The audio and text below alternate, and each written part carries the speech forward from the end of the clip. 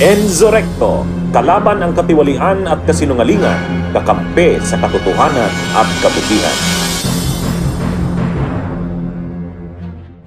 Assessment nyo doon sa nakaraang pagdinig nitong linggong to, kasi parang isang beses lang tayo, no? At tumistigo nga yung dalawang retired bank managers ng Land Bank. Malinaw po yung naging pagtistigo ng dalawa patungkol sa withdrawal ng malalaking halaga na tumutugma naman sa mga sinabi na rin ng naging testigo sa Committee on Justice na si Ramil Madriaga.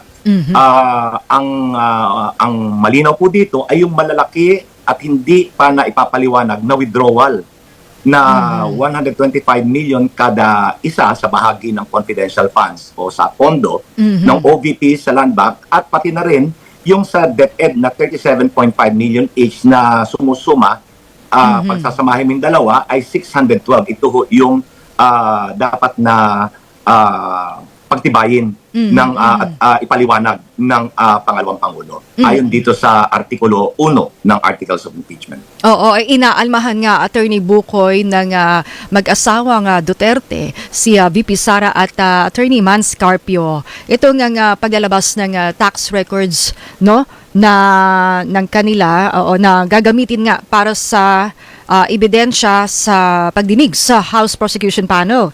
Sinasabi nga parang ginagawa raw isang weaponization ito, no? Tsaka ultimately ay alam din daw nila na ang yung pag-uusig nga sa Vice President ay may kinalaman pa rin sa 2028 elections. Attorney Bukoy. Wala hong kaugnayan yan dun sa election sa 2028. Yan ho ay pamumulitika na lang nila. Sapagkat ito pong pagbubukas ng kanilang income tax records, pati na yung sa confidential funds, yung liquidation, ay magkaugnay po ito. Sapagkat mahalaga ho ito upang mapagtibay yung kanilang idineklarang kinita nila bilang mag-asawa.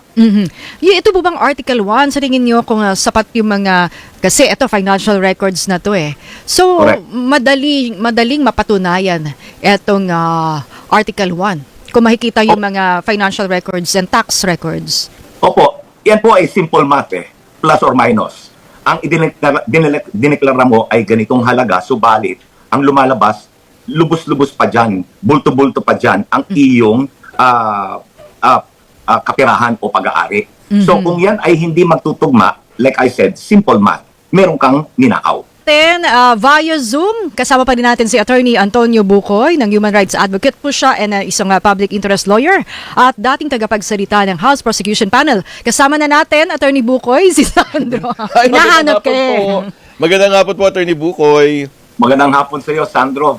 Mukhang binuno mo yung traffic at ang baha. Ang traffic, no? Ang traffic sa EDSA. Pero Attorney Bukoy, itong ganitong mga kaso, kapag binubusisi yung mga financial records, yung mga tax records, ang sinasabi kasi ni Congressman Joel Chua, ito'y appetizer pa lang. So yung tinutumbok, ano pa po ba yung pwedeng mabulatlat? Lalo na't pinayagan na ng Pangulo yung pagbubukas ng mga records na ito. Okay, ngayon ho, yung kanilang testigo ngayong Lunes ay yung mga taga-commissionan po. Pati ho yung nag-imbestiga nung paano nila niliquidate o pinagtibay yung paggastos ng confidential funds. Diyan ho lalabas yung mga fictitious names na ginamit nila upang iliquidate yung kanilang withdraw na 612 million. Magkasama ho ito, combined, yung pondo ng Office of the Vice President, Confidential Intelligence Funds, pati na po yung sa DepEd. Ngayon, matutunghayan natin kung paano nila ito nilikida at kung saan ito napunta.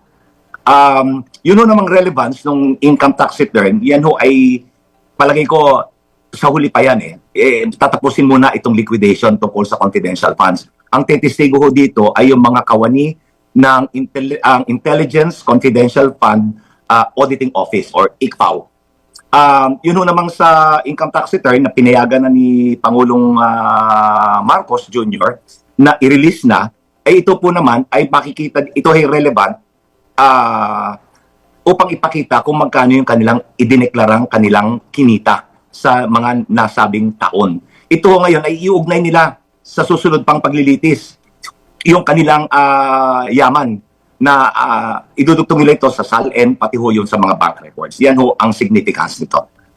Maiba naman ako, Attorney Bukoy, dahil nga mula doon sa mga nilalaman ng SONA ni Pangulong Bongbong Marcos, tila magtutuloy-tuloy na rin yung pagkakaso doon sa mga isinasangkot sa flood control scandal. Pero ang tanong ko dyan, Attorney Bukoy, ano po yung reaction ninyo doon naman sa desisyon ng DOJ na kasuhan itong sina Attorney Levi Baligod at yung mga bodyguards ng perjury at cyber libel? Kasi nga ang later on ang tumbok ko rin dito ay yung connection dahil itong mga inihayag ni Attorney Baligod at nung 18 Maleta Boys, tila ito rin yung gagamiting ebidensya para naman makasuhan si dating Speaker Martin Romualdez.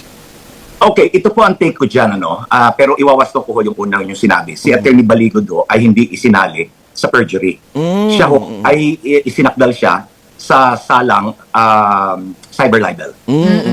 Ang sinampahan ho ng DOJ ng perjury ay yung 18 Maleta Boys. Ngayon, iuugnay ko po yan dun sa una kong pinuna nung unang idineklara ni Assistant Ombudsman Clavano at ni Ombudsman Remulla mismo na gagamitin nilang testigo ang 8 sa 18 na Maleta Boys. Ang katanungan ko po na nakabinbin at pagpuna hanggang ngayon ay bakit at paano nila gagamitin ang nasabing testimonya ng 8 doon sa 18 na dati na nilang tinaguriang hindi mapapagkatiwalaan at in fact pinabulaanan ito. Mas pasahol pa ho ngayon ang sitwasyon sapagkat nagkaroon ng resolusyon ang DOJ na gayong nabanggit ninyo ay nagsakdal sila ng perjury laban sa lahat ng 18 Maleta Boys. Ibig sabihin nito na natanto nila na pawang kasinungalingan sa ilalim ng panunumpa yung sinabi ng 18. Pangalawa, nagkaroon ho ng bagong pangyayari na kahapon lang yata o kamakailan, inilathala ho ang nagpahayag ang DOJ na ang ombudsman ay dinismiss na yung salaysay nung 18 Maleta Boys kabilang yung 8 na gagamitin nila. Anong ibig sabihin nito? Sa parehong sitwasyon ng DOJ at ombudsman, ang kanilang naging konklusyon ay pawang kasinungalingan yung sinabi ng mga Maleta Boys. Pangalawa, kasi nga sinabi na perjury, yung isa naman dinismiss ng ombudsman yung kanilang salaysay. Anong ibig sabihin nito?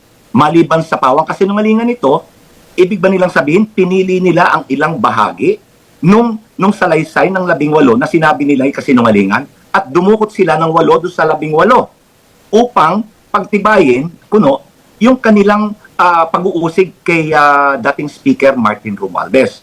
Ngayon, ang malinaw po dito ay tila nagre-recycle sila ngayon nung salaysay nung 8. At ang katanungan, ito ba ay naratibo pa rin at salaysay pa rin nung 8 o ito ba ay naratibo na nung mga investigador? Kaya ho ang bayan ay nalilito na. Ano ba ang totoo? Kaya ho na yon, ang proseso ng preliminary investigation ay nagiging kaduda-duda. Pero Attorney Bukoy, pero Attorney Bukoy, dagdag pa nga dyan, dahil nga matatandaan natin, late na pirmahan nung 18 Maleta Boys yung kanilang affidavit. Tapos nagkaroon pa ng supplemental, parang nadagdagan pa. Tapos dulo-dulo, 8 lang pala yung merong knowledge doon sa delivery umano ng maleta, doon sa bahay umano ng dating speaker. Pero, yun nga ang daming inconsistencies, hindi po ba as early as now, maaring hindi ganun kalakas yung kaso para nga magtuloy-tuloy ito at may makasuhan? Bilang kasagutan ko dyan, ang susi ho sa anumang uri ng pag-uusig ay ang kredibilidad ng katibayan. Sa ating kasalukuyang usapin, kredibilidad ng testimonya nung 8 sa 18 Maleta Boys. Paano mo aasahan yung kanilang testimonya na noon ay tinuligsa mo na at tinabulaanan mo na? Ang lumalabas po dito ngayon ay hindi iisa, hindi pantay at hindi pareho yung pamantayan ng pagtimbang ng katibayan. Sa wikang Ingleso, at sa usaping legal, ito yung tinatawag na consistency in the standard of assessment of evidence. Paano po magiging iba yung pamantayan ng DOJ na nagsabing perjurious, at paano mo naman gagamitin ng ombudsman na itong parehong testimonya na ombudsman mismo ang nagpawalang bisa sa dismissal nung sinasabing salaysay. So dapat to, iisa ang batayan, iisa ang pamantayan dapat, or yung standard, consistency in the standard of assessment of evidence. So ano po ang lumalabas dito? Salungat po yung nagiging posisyon ng mga ombudsman o OMB investigators sa naging desisyon ng DOJ, at salungat na rin sa huling deklarasyon ng ombudsman na pinapawalang bisa niya, dinidismiss niya. So paano mo gagamitin ito? Paano magkakaroon ng kredibilidad? Magkaiba ba yung pamantayan na ginagamit nila na hindi naman karapat-dapat iisang gobyerno ito? Pareho sila, ang DOJ at ang ombudsman, na may kapangyarihan at tungkulin na mag-imbestiga. Ngayon, idadagdag ko po, ang layunin ng preliminary investigation ay protektahan ang inosente sa mali at walang batayang pag-uusig at iligtas ang Estado sa baliwalang paglilitis o walang kabuluhang paglilitis. Ang nangyayari yung ngayon, parang pinagtatagpi nila ito upang magkaroon ng ebidensya upang usigin hindi lamang ang dating speaker, kundi 10 na rin ng ilang katauhan na nabanggit doon. Ang trabaho ng public prosecutor, dapat siya ay manatiling patas, objektibo, at walang kinakatigan. Hindi niya pwedeng baliwalain ang mga ebidensya o indikasyon na pumapabor sa inuusig. Hindi niya tungkulin na mag-usig at makamit ang paghatol sa anuman at kahit sa paanong pamamaraan.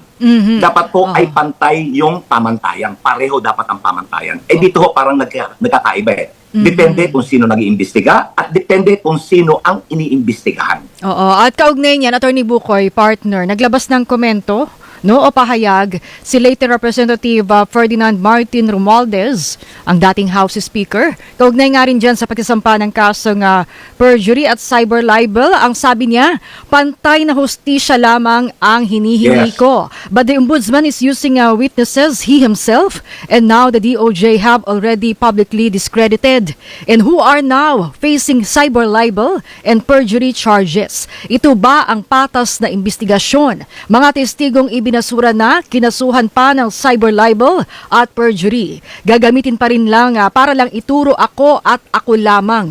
Hindi ako uurong sa laban na ito. Hindi ako matitinag. Gawin natin ang tama. Yan po yung pahayag ni late Representative Martin Romualdez. So, yun nga, parang sinasabi rin ng ibang mga comments ng mga kritiko na parang single out ang dating House Speaker. Yan po ang lumulutang Yan ang lumulutang. Ginagamit nila itong 8 na dati nang tinuligsa na salaysay nung 18 upang itampok ang dating speaker. Ako po ay sa pananagutan. Subalit, ang pananagutan po ay dapat ayon sa kapanipaniwala, lehitimo at matibay na katibayan. Hindi pwedeng baluktutin ang pamantayan pag ito, binaluktot mo yung pamantayan sa isang banda, susunod ka sa nasabing pamantayan o standard of evidence. Sa isa naman, hindi mo susundin upang itampok mo ang iisang tao na sa sitwasyong ito ay si Speaker Romualdez. Kung gano'n ang mangyayari, nakakabagabag loob ho yan sa mga ordinaryo mamamayan. Kung ang isang mataas na opisyal na ay maaring usigin sa maling pamamaraan, paano na yung ordinaryong tao lamang na walang ganong kakayanan? Bunyog, halikan na kasama ka. Bunyog, kapag buklod ay may pag-asa. Luzon, Visayas, Mindanao, isa ang pananaw. Sa bagong Pilipinas ang bunyog isisigaw.